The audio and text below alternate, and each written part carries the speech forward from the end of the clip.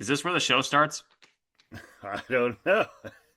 I think we should do one of these before we do a main show every time. I think this kind of gets the juices flowing. It gets you into the swing of things. It's like, hey, I don't know. I kind of like doing it after because it gives me something to look forward to versus having your cake and eating it too and supposed to have your dinner but then you eat your dessert.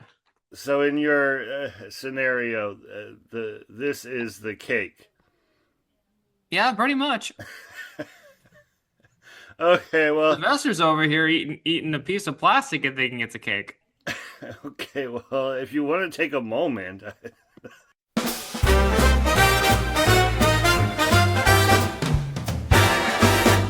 Jeff is the mailman who doesn't eat packages.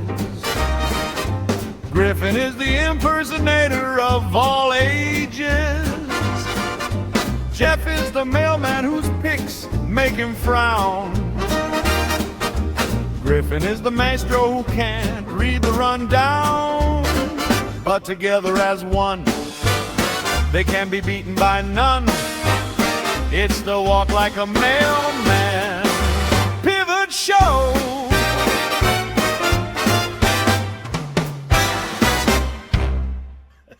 because it feels like if you don't take a moment now, it's gonna turn into a longer moment when you have to make a kitty ER trip.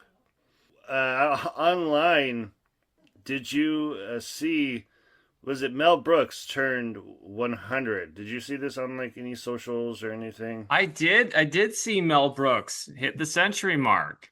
It was a Should Mel ask Brooks Christina update. Fred how old he is. The Mel Brooks update. We have like a little side bet with all of that, like, kind of like I guess like a death pool. I won't mention all of the members of it. It's in one of our previous Well, episodes. So. well, Jeff, what's your favorite Mel Brooks movie? Mm, I don't know. Spaceballs is on top of mind right now. Isn't Young Frankenstein? Is that Mel Brooks? Yes. Yeah, that okay. It's that one. My dad. My favorite is Blazing Saddles, but Young Frankenstein's like right there. No, Young Frankenstein is my dad. I used to go see a lot of movies with my grandfather, but we that was one that my dad like he made sure that like I mean probably at a younger age, like younger than what I probably should have. Although Young Frankenstein is, I think it's pretty mild in its comedy, especially mild compared to Blazing Saddles. Yeah, that's why Uh, I love Blazing Saddles. I love Blazing Saddles so much because of Harvey Korman's character too. He is just so funny as Henry the Man. there's very talk about cancel worthy. And last Oh week, yeah, yeah, for sure. You could not do that movie today. You cannot do like a third of that movie today. there, the one with like the push cart or like the one thing that they have on what's the name of the thing that they have on the railroad tracks that the little push The cart. mine cart? Yeah, and then that falls into the quicksand and that scene is it's brutal. It's so I'm part Dutch. it's not yeah, it definitely wouldn't be able to fly today and it's so messed up. I do not approve. It's just funny that Like one of the more controversial parts is when Mongo punches a horse. Not even any like the language in the movie, just Mongo punching a horse. yeah, so I was thinking of something that we did recently because it's just bewildering to think about like being born in 1926. Like, just to say that out loud. I know this is kind of like a recycled bit because we talked about the Jimmy Carter for so long. Like what life was like in the 1920s, and I think they did. They brushed their teeth with charcoal. Like that's how long ago it was. There's definitely this country has progressed and become a much better place in some respects. But we did the Hindenburg. And you remember what year the He read Hindenburg? about the Hindenburg in the news.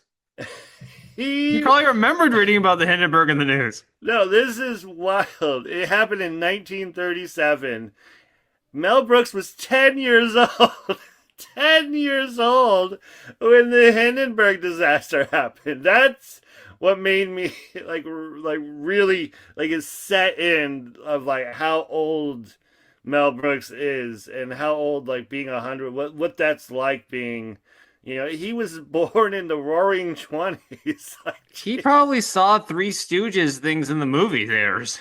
Oh yeah, no, he probably like knew all three of the Stooges and all of the Little Rascals. He knew all of them. You know there are more than Three Stooges, right? There were like five or six by the Yeah, time it was but all said and done.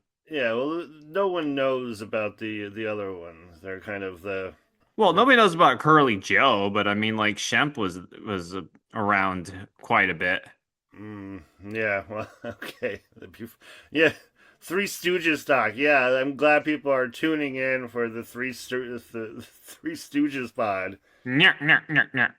Wasn't back in the day that was before like television? Three Stooges was movies, right? Yeah, they would go to do the movies and they play the little shorts before the main movies that they would show or the serials.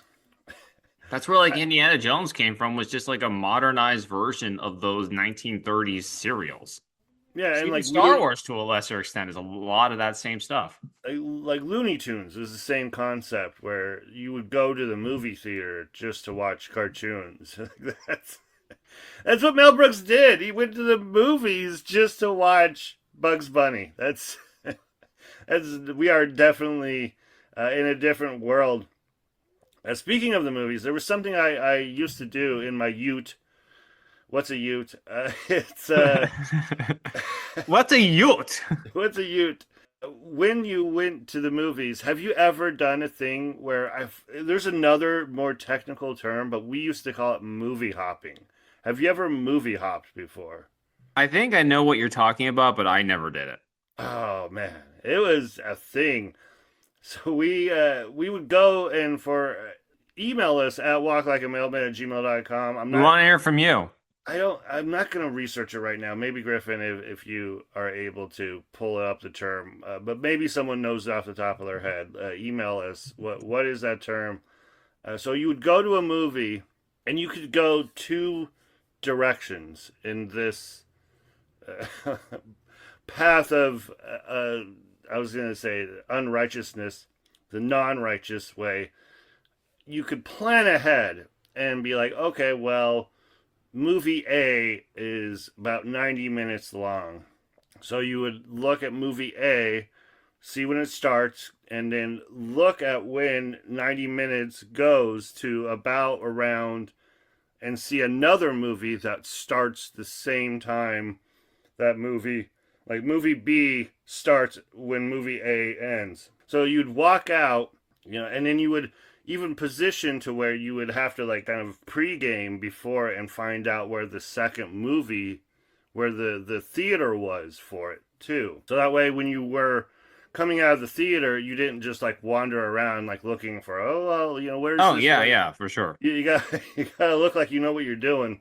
So you would come out of the theater. I don't know, like it's been a while since I did this. I think we did it when I still was in high school, probably when we did it. And then maybe when I was like 18, 19 years old. So we would come out and I think we would go to the bathroom. I thought we decided that was like the best kind of reset. So then that way people may forget and not just see us walk out of a theater and then walk into a theater. So we would all get out of the theater. We would go to the bathroom, hang out for a minute, come out of the bathroom, and then book it to like the second one. And we decided to do this. I think I did it personally one day. I forget which movies it was that I did it. Because I don't know, I had like a day off from school or something.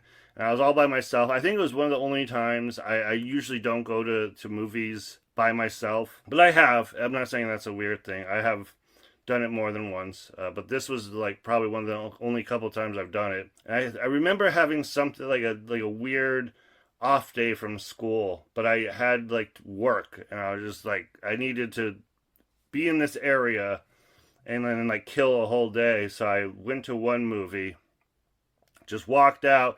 I'm like, I wonder, what this other movie's about. And I kind of just walked in, and no one stopped me, and I sat there and I watched it, and I was telling all these people at school about this experience. I was like, yeah, like I just walked into another movie. I only paid for one. I got to buy one get one free. I got a BOGO at the movie theater.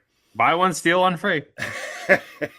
It reminds me of people that, like, I've never done this where we were like too young to go to R-rated movies. So like you would buy a ticket for like a PG-13 or a PG movie, and then you would run into the rated R movie. So you'd buy a ticket like for a movie that started around the same time, but it was like something where you could access, but then you would just hop over to the other theater and go into that one. Yeah, see, I was too much of a square to do that.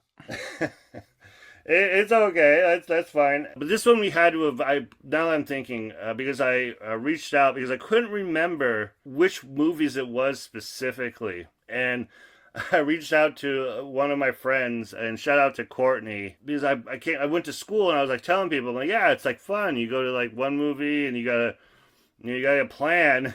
You can't go to the set concessions too, so you gotta pile up on the concessions for two movies. And she reminded me of what movies we saw when we movie hopped, and one was Swordfish and Shrek. Wow. That goes to tell you how long ago this was. I think we went to Shrek, and then maybe that was the one that we were not old enough to get into Swordfish, because I believe, Swordfish was the R-rated movie of the bunch. I was like, wait a minute. Shrek was not R-rated, unless you're watching not that Shrek. But I was thinking, is Swordfish R-rated? And then I thought of Halle Berry. I'm like, oh yeah, that's R-rated. Oh yeah, those Twizzlers? Yeah, that was an R-rated movie. That's in my bank, if you know what I mean. But we went to Shrek, and then we movie hopped to Swordfish, and she was like telling me about how like we were kind of like nostalgia filled, like reminiscing about about movie hopping. And then another one I think we did. I know we went and saw The Cell with J-Lo and Vince Vaughn. Remember Vince Vaughn? He used to, like, isn't that crazy? He was. Is there any other serious role that he's been in other than? Well, I mean, he played Norman Bates in the Psycho movie that they redid. I don't know. I don't want to say they remade it. Like they just did shot for shot Psycho, and he was Norman Bates in that movie. Well, I'm just saying. Do you remember? He was also semi-serious in the second Jurassic Park movie, The Lost World. I want to watch The Cell again, but I feel like I liked it so much. I feel like if I watch it again, it's gonna ruin it for me. I feel like it's not gonna stand up or like hold up to my expectations, or like my newfound knowledge of how good movies are. Well, J-Lo would probably be the ruining it part of the movie. The weakest link of it. Hoffman is in it, right? No, Vincent D'Onofrio. Is it? Oh, yeah. It's not Seymour Hoffman. It is D'Onofrio. Oh, yeah. It's D'Onofrio's in it, and then I believe the guy who played Buffalo Bill in Silence of the Lambs is in it, and so is the manager from Major League, Mm-hmm. who's always a hoot to see him just hollering and yelling and stuff. That gravelly voice of his. I think his name is James Gammond. Yeah, I think he's like the a-hole detective, like captain or police cop captain type guy, I think. Isn't he? I don't know. I vaguely remember. It's been a minute since I've seen any and all of these movies. I'm just saying, we would movie hop. That was part of my childhood. And then shortly after, they put like the usher, like a secondary usher, like where the bathrooms were, so that way they kind of look like they. I don't know if I was a direct component to it, as far as the reason why they decided to get like another like gatekeeper. You shall not pass. Now I don't think that anybody just cares. Like they're lucky anybody even goes to the movies today. And these days, I noticed that when I went to. I mean, it's been a minute. It's probably been years since I've gone to like a real actual theater outside of the drive-in that I went to recently. It's been a minute since I think the last movie that I actually went to the theater and saw was the Bob's Burgers movie.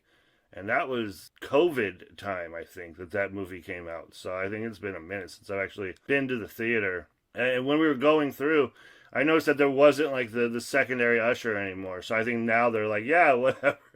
You can come in, you can sleep in the theater. We're pretty much like a new age library. Like we just anyone wants to come in and buy a pack of Twizzlers, red vines. Get a pack of red vines. You're welcome. You're welcome in, even if you have no shoes, no service. No. We'll take you barefoot. No, Dawes! Do you have anything, or I got something else on this line of trying to enter into places in a very, I don't say illegal. Oh, I guess it's illegal. We'll say it's illegal. I'll open it up to that. I mean, you're the one doing all the illegal things around here, Jeff. I'm the square person who's worried about things hitting on my permanent record, and you're like part of Delta House with the 0.0 GPA and on double secret probation from Dean Wormer. I graduated college with a 3.86 GPA. I want to let you know. Yeah, your GPA in college is higher than mine. I'm the one who's valedictorian of his high school class.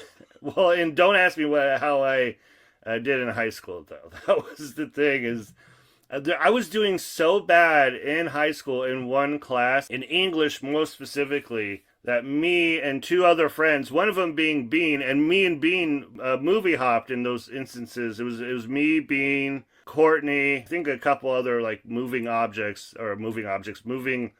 parts, moving people that, musical chairs of different people. But I know Bean was always there, and so was Courtney as far as the movie hopping crew. Me, Bean, and another person were in a class, an English class, and we hated it. It was brutal. I think the teacher just had it out for us and was just, it was rough. Like, she wrote us like Seabiscuit. So we were like, we're going to take this class in the summer. It was, you try to do everything and avoid the summer, like, school as much as possible for any other time ever in our life. But we already resigned to the fact that our summer was going to be ruined by this teacher. So we had a bet, like an ongoing bet, of who could get the lowest score, like the lowest grade in the class. It was one of those where we didn't want to do the assignments, but the rules is you had to show up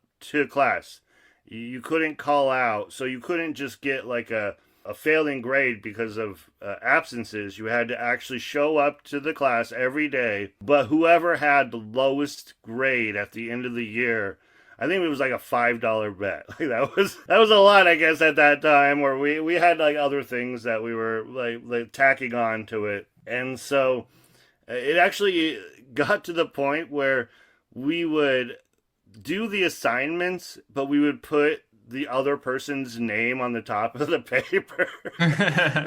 we would like literally like study, do an assignment, and then we would put the other, like I would put Bean's name on top of the paper. And it was funny because we're like sitting there like chatting the next day, like talking and hanging out, and she'd be walking around and she'd hand Bean his assignment back, and he would look at it like you literally just gave him like a scripture from an alien world. Like, what is this? Like, this is the first time I've ever seen this. And he's like, you son of a bitch! Like, I can't believe you. Like, and you can't go up to the teacher and be like, hey, this isn't I didn't do this. Like, my friends put my name on it. You can't.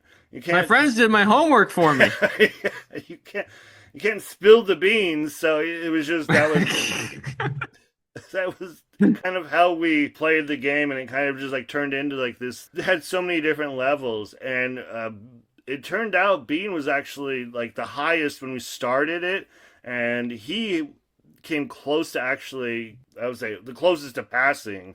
So he probably, if he gave like an actual effort, but it may have been all of the assignments that me and the other person were turning in with his name on it, just to make sure. And I was probably, like, I would say I was second place, which is the worst. You know, if you want to fail, you got to fail all the way. Like, you got to get either a decent grade or you got to win the bet. So I was in the middle, and I know that the other kid got the... Yeah, it's like, Ricky Bobby, if you ain't first, you're last.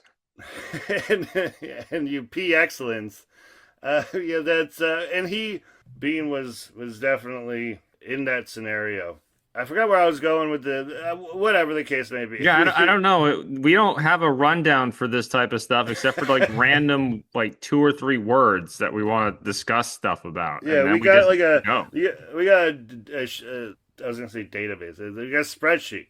We got a spreadsheet which is like a couple words, and then we're like, oh yeah, I have fake ID.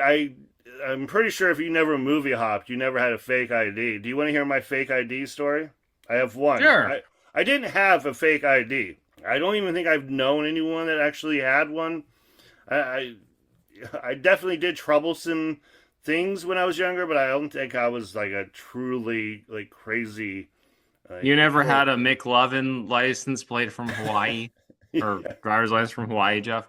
No, so what the extent of that was when you have a birthday in June, a lot of it because of the way that the placing goes is you're usually younger than everybody else. Everyone always turned the age of like wherever we were in that grade before I did. So like in high school senior year I was 17 throughout the whole year, and then as soon as we graduated in June I turned 18.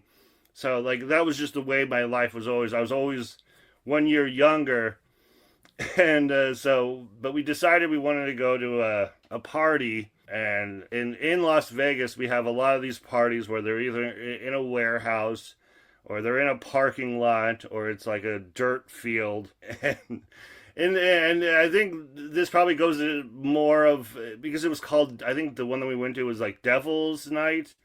It was, and for lack of better terms, it was a rave. We were going to like a party, and they had club type techno music playing, and we were all waiting outside in line. and and so we're waiting, and I addressed this before we went to the thing. I was like, "You're supposed to be 18 and over to get in, and they're gonna check IDs at the door." So I went to my friend and I said, "Hey, I know that your dad and my dad are Air Force military, or ex-military, ex-Air Force military, and I knew that he had a military ID. So therefore, I knew that he had a driver's license and a military ID, and that way he had 2 IDs. So I was like, can I borrow one? And it was like, I've been to things, and a lot of times they don't check these or whatever. They're not going to look at it very closely. And he's like, are you sure? Because if they confiscate it, especially like a military ID, I don't know what the repercussions are of that, but I'd imagine it's pretty like stiff penalty that you get caught with someone else's military ID trying to sneak into someplace.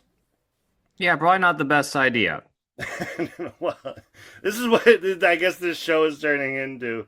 So we went to this place, and he's like, yeah, sure. And then like when we got in line, I could see the hesitation in his face of like handing me over his military ID.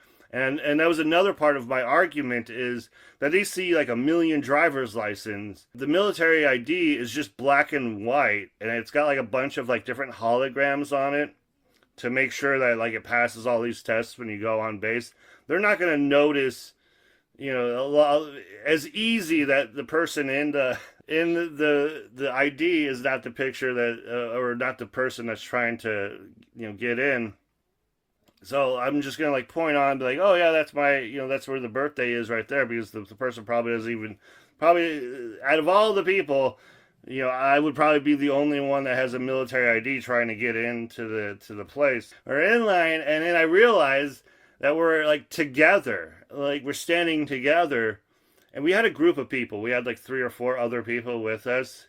But I was like, it's probably not good that like I hand him an ID and it's got the same guy of the person that's like right behind me. No. We were twins separated at birth.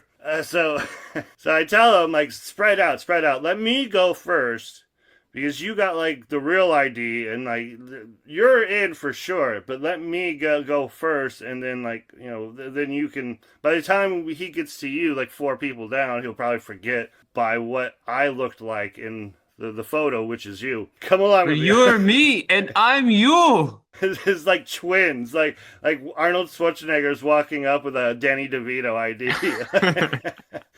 And so I'm sure of all hell, like I walk up, and I should mention this at this point. My friend was Asian and had glasses on, and I am not Asian and I don't wear glasses.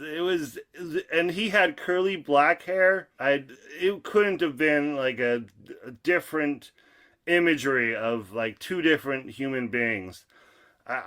This is like dumb 18-year-old brain working. And I gave him the ID, and he looked at it, and then he looked at me. He's like, "That's not you." And I'm like, "Yeah, it is." I was like, I don't have my glasses." That was literally my line. Like, duh. Oh yeah, I forgot. I don't have my glasses tonight. And he looked at it, and he looked at me, and he looked at it, and looked at me, and then he gave it back to me, and he's like, "Okay." But he knew, but he just didn't want. It was just like, oh man, like this is gonna be like it's probably not worth it just trying to kick this kid out. And then we got in, but that was the only time I've ever used like a fake ID.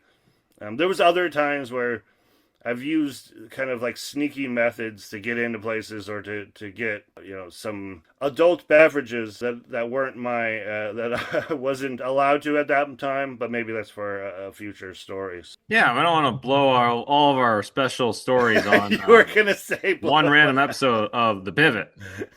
We don't want to blow our scooge on this. Do you have anything on the way out here? So I did watch the finale season of The Bear. Have you ever watched this show, Jeff? No. Isn't it the guy from it? He's from Shameless. Shameless, yeah. I believe Jeremy Allen White, I think his name is. Yeah, have you ever seen Shameless? I never watched. I mean, I watched like one season of Shameless, but I don't remember much about it. I couldn't get into that show. It's a pretty decent show. I mean, it ran for a long, long time. I know that much. This show is about this highfalutin chef who is played by Jeremy Allen White, and he basically has to go and take over the restaurant that his brother was running in Chicago, which is like a beef restaurant, like a beef sandwich place. Where's the beef? Yeah, the beef. Yeah, that's the point of.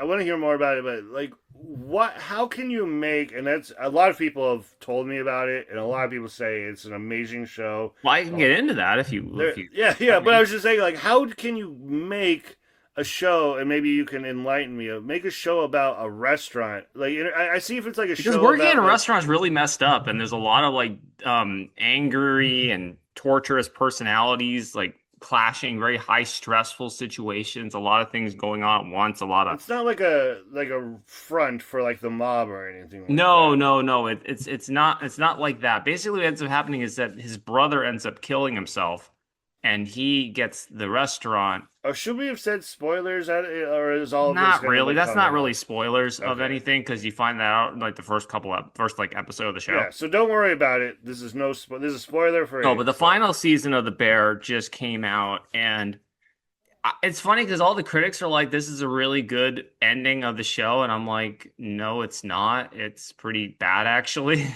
Without revealing what the actual revealing of the reveal, what would you say is your differing opinion of what people think and then what you think? They basically there's a divisive character on the show that has important relationship to the main character of the show, whose name is Carmi.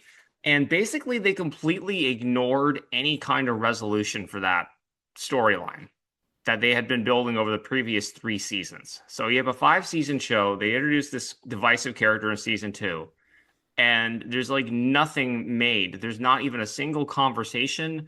This person shows up in like a still shot almost at the very end, and there's nothing, like there's no resolution. It's one thing to like resolve a story in a way that's unsatisfactory.